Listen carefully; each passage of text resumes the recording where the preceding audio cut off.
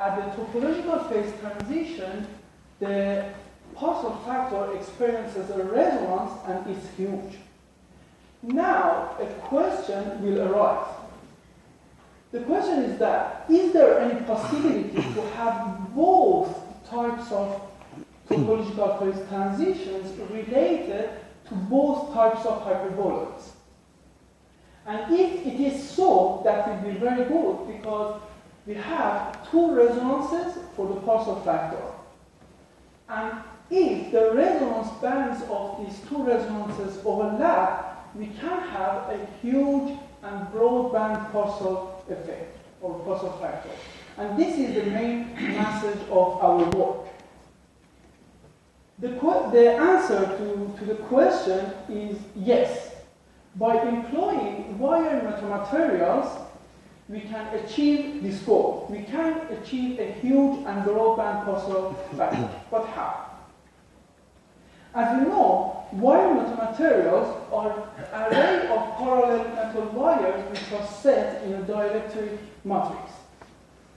The most interesting feature of wire metamaterials is that the parallel component of the effective permittivity tensor is a function of the wave vector, meaning that the wire metamaterial has a spatial dispersion effect. If we take into account this spatial dispersion effect and we solve the dispersion equation, we will see that the extraordinary mode or TM mode has always two solutions.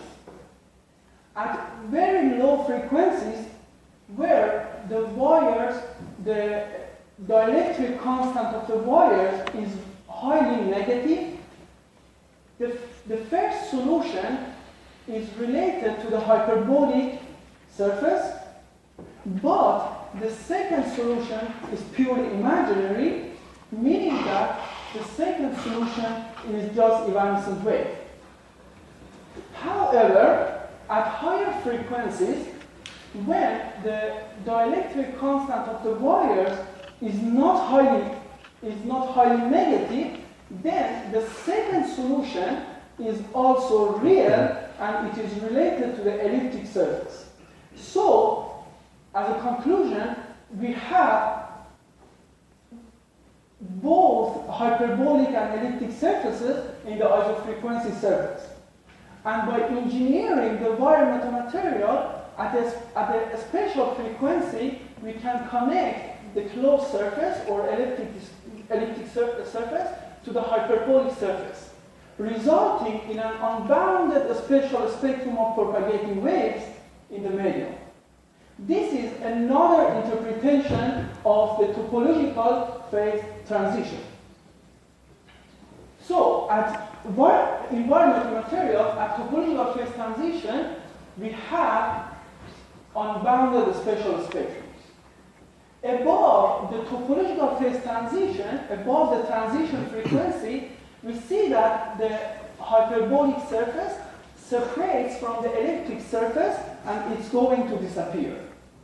For example, for a wire medium whose wires have such kind of dispersion, we plotted the isofrequency surface at different frequencies.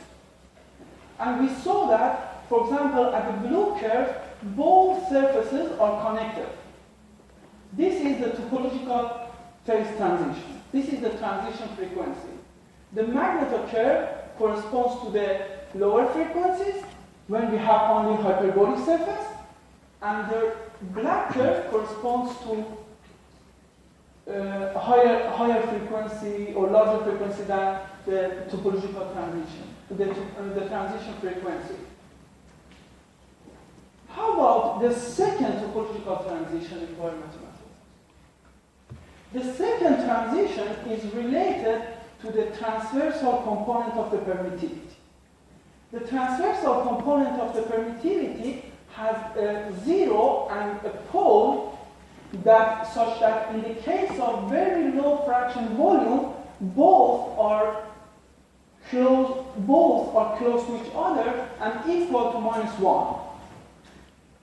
Since the dielectric constant of the wire should be -1, so it is at very higher frequencies where the parallel component of the permittivity is positive. So if, for example, we look at the transversal component, before the pole, the permittivity, this component is positive, so we have an elliptic surface. After the pole, it's negative, so we have hyperbolic again. And after the zero, it becomes again positive and we have elliptic surface. So the second topological transition, phase transition, itself consists of two transitions. But anyway, as I said, because the pole and zero are very close to -1, and they are very close to each other, we can consider both as one transition. Now, to confirm our expectations, we put a dipole parallel to the nanowires within the wire material. And we calculate the parcel factor or radiation enhancement of this dipole as a function of the frequency for different sizes of the sample. Just to know that there is no dimensional effect. So, for example, we simulated for 14 to 14 wires, 16 to 16, and 18 to 18. To see that there is no dimensional resonance. Now, as you see, at 38 terahertz and 46 terahertz for the radius 32 nanometer and the array period 200 nanometer, we have two resonances.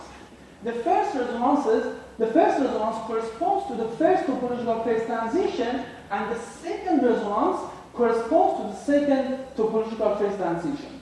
And as you see, the resonance band of the first resonance and the second resonance, they are overlapped, causing a huge and broadband parcel factor. However, it is useful to see how the parcel factor behaves as the function of wire radius.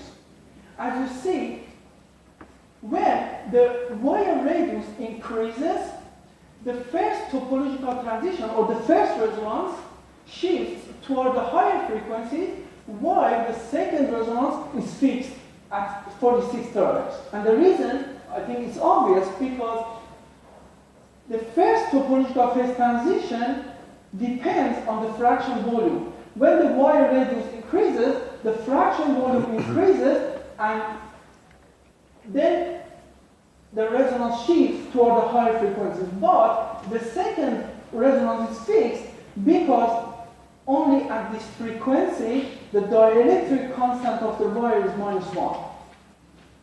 So by increasing or decreasing the wire radius, we can control the overlapping of these two resonances.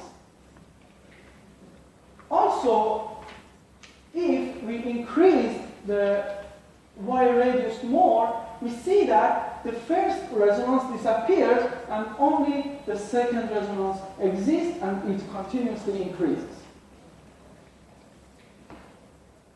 Also, it is interesting if we compare the parcel factor for the case when the parallel is perpendicular to the nanowires, not parallel to the nanowires. And as we see, when the dipole is transverse or perpendicular to the nanowires, it does not feel the first topological transition, the first resonance. While the parallel dipole feels this resonance. However, both dipoles feel the second resonance. And as you see here, for example, we engineered this wire material in order to have approximately equal parcel factor at this range of frequency. It means that we have an isotropic case. It doesn't matter how the dipole is oriented. So we have isotropic parcel factor, regardless of the position and orientation of the dipole inside the wire material. So, as a conclusion, we can say that we found two different topological phase transitions in wire radio. These transitions causes or correspond to resonances of the partial factor, and then by optimizing the structure, we can overlap these resonance bands in order to get a broad and a huge partial factor, and also we can conclude that the perpendicular dipole does not feel the first resonance, as I said, while the parallel dipole feels both resonances. And finally, in this wire material that which I showed to you, we didn't use metal nanowires because for having both topological transitions, if the wires are metal, we should go to the visible range and work with, for example, gold, silver, but because we are in the infrared range, mid-infrared range, then we use polaritonic materials, the materials who have phonon-polariton resonance. So we can, for example, realize our medium with lithium tantalate, silicon carbide, hexagonal boron nitride, many polaritonic materials. And thank you for your attention. Thank you. I guess we have time for questions.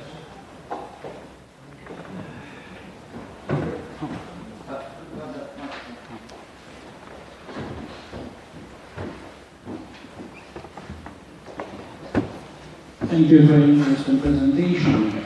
The question is about the distribution of the power radiated from this dipole over the spatial spectrum. I believe that is very important because it is well known for such media that the smaller the size of the dipole, the greater the share of the power going to the short wavelength waves. So it may happen that almost all power goes to very short waves, for which this model is no longer valid. Yeah, actually,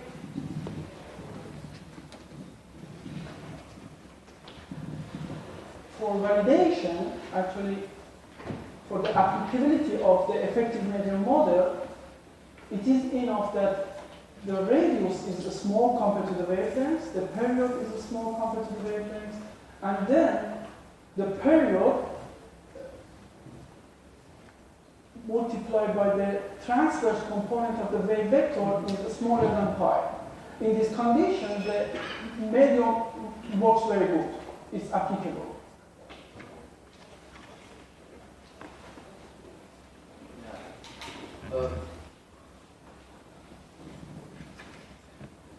So I have not understood indeed. So you show those structures. So to me, I assume that you did a full wave simulation of that one with finite number of cylinders. Yeah. That's what I thought. Yes. Is that the case? Yes. Okay. Yes. What kind of model, what kind of software, what kind of source have you implemented? We simulated by CSD, Microsoft Studio, but later also just to see that everything is right, we also simulated with HFSS. And in CSD, we did the simulations in time domain. So they are the same.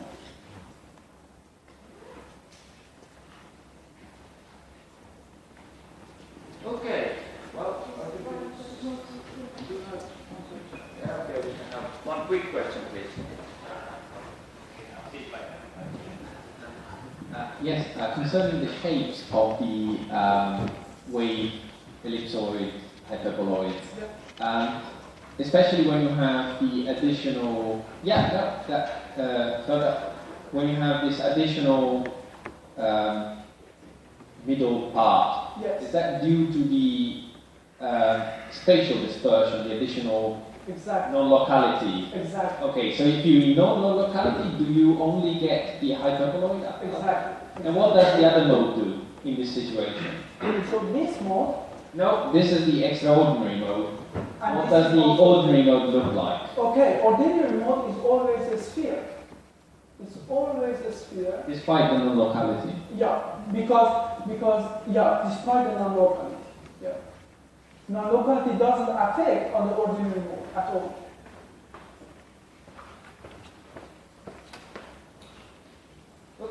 Thank you again. Next talk, Cairo University, presented by Tarek Mahdi. Analysis of corrugated waveguides using periodic asymptotic boundary conditions approach.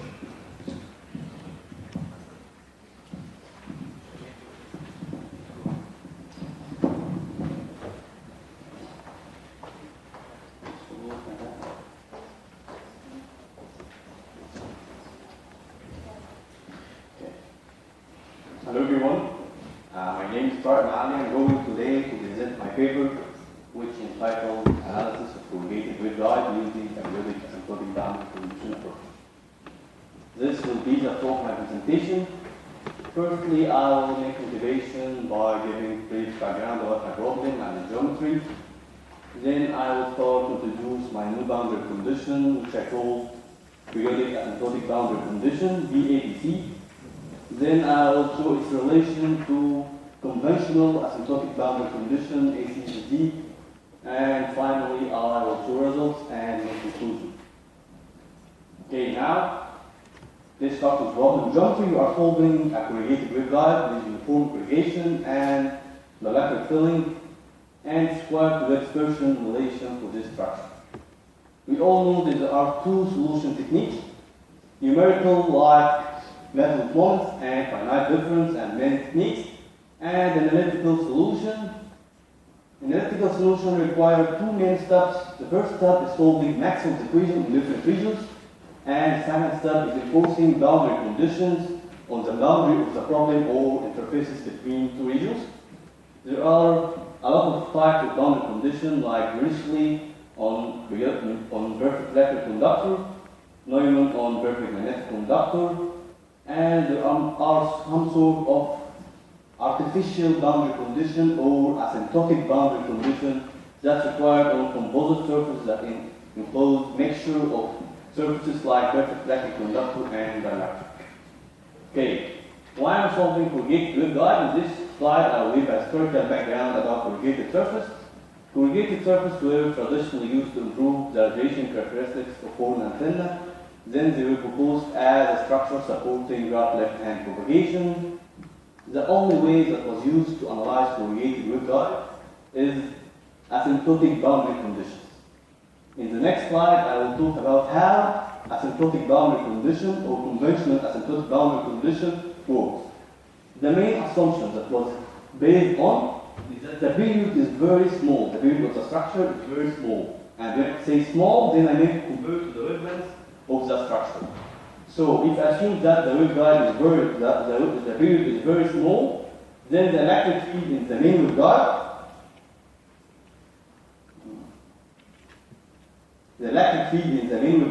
relation to the electric field in the corrugation can be related as a scaling factor W over V, the width to the period ratio. So after following a simple step, we can get dispersion relation in this form. This is the dispersion relation gotten from asymptotic corrugation boundary condition. So if we try to build dispersion relation for a simple case, we will know two things. The first thing is that the accuracy is very bad, especially for large periods. This is because of the main assumption that the period is very small. The second thing is that the accuracy is very bad for width to period ratio not approaching 1. So result is good only if the width to period ratio is approaching 1. And the accuracy is very bad for large value of beta, the progressive pressure. So now I'm going to present my new boundary condition, periodic asymptotic boundary condition, and show how it works. As we said in the previous slide, there are two steps: solving Maxwell's equation, then applying boundary conditions. So the first step here is that we'll get the general solution in the main waveguide. The boundary conditions here are, we have a vanishing boundary condition on this surface, x equal a, and vanishing on this surface, x equal a, x equal a, and x equals 0, and y equals 0. What about y equal b? There will not be a vanishing boundary condition because of this corrugated surface. So the general solution will be the summation of all possible modes that can propagate in this structure. So we have two unknowns, A and M, the amplitude each mode of axial electric field in the main waveguide, and H and M, the amplitude of magnetic field in the main waveguide. So, and the propagation constant will be KXM will be M pi over A, and beta N will be the propagation constant of K harmonic. It will be beta no, the progressive shaft, plus 2 M pi over V, and phi N will be the rest of the propagation constant can be plotted from the root relation. The second step, so the unknown here are three unknowns. AMM, HMM, and beta node. This requires three equations, so we will force the three equations to get the dispersion relation. So we have to enforce three boundary conditions. Okay. In this slide, the second step, we will expand field on the surface of the corrugation. This requires to solve Maxwell's equation in this region, and in this region, and in this region, then expand field here, then we will match this field with the expression we got in the previous slide. So the solution in the main waveguide or in the reference corrugation can be gotten assuming a small width. Assuming a small width, we can assume that the only mode here is the dominant mode, TE10Y, in this direction, and it will be like this expression. So if we try to get the electric field, the axial electric field in this surface, it will be E node. If we try to get in the next corrugation, it will be very similar to this expression, but with a progressive test shaft, a phase delay e power minus j beta node. In the previous slide, in the previous corrugation, it will be with a phase advanced e power j beta node.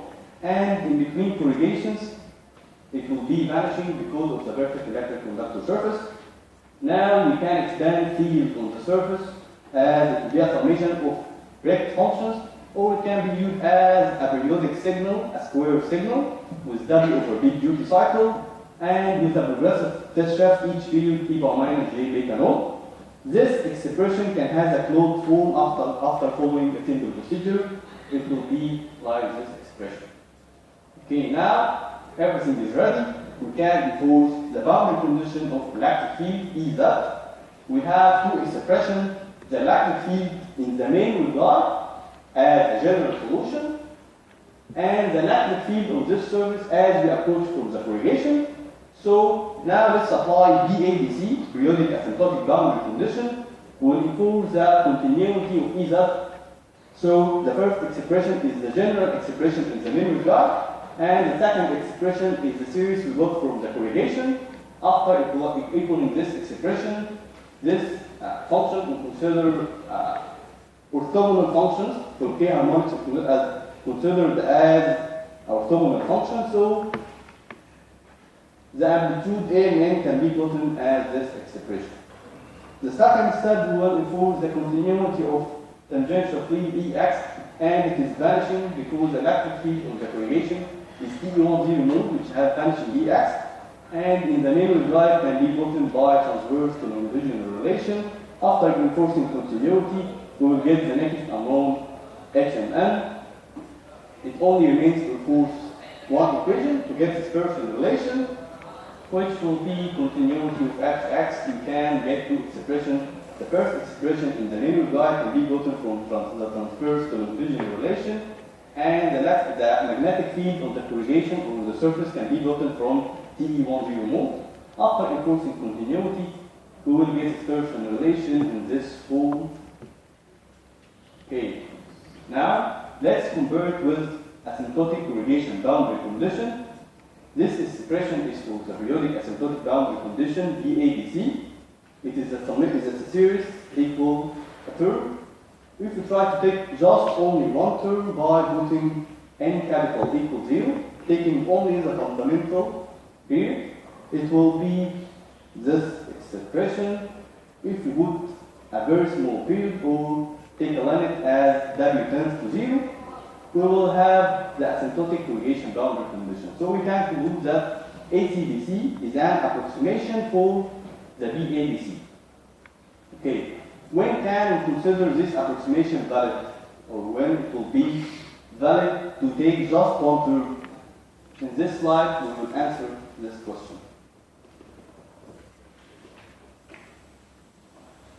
If you try to take a small period, or would be very small, we will have beta n equals beta naught plus 2n pi over b can be approximated as 2n pi over b for n not equal 0, and phi n will be approximately equals beta n, so that the tangent term will be approximately equals 1.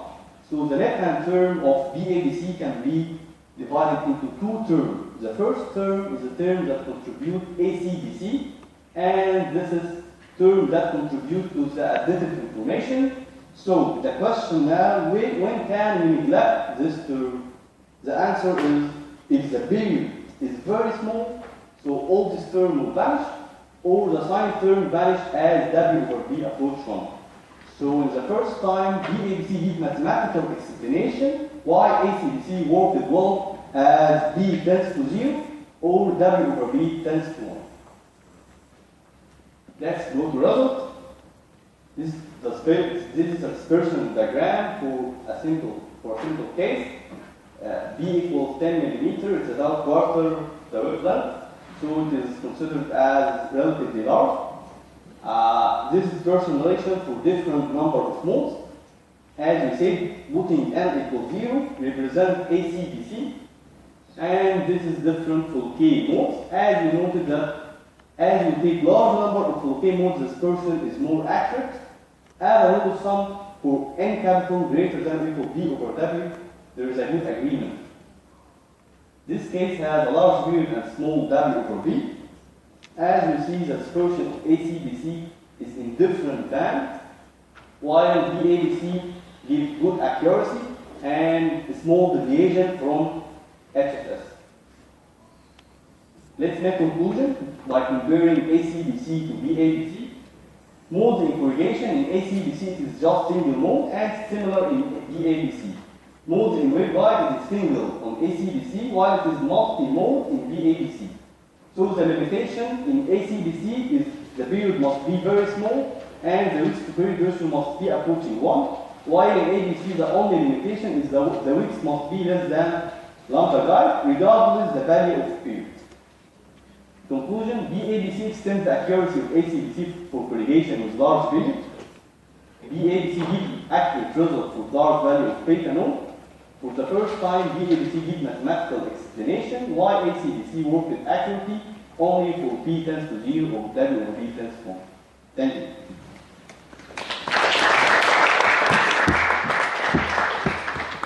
Thank you very much.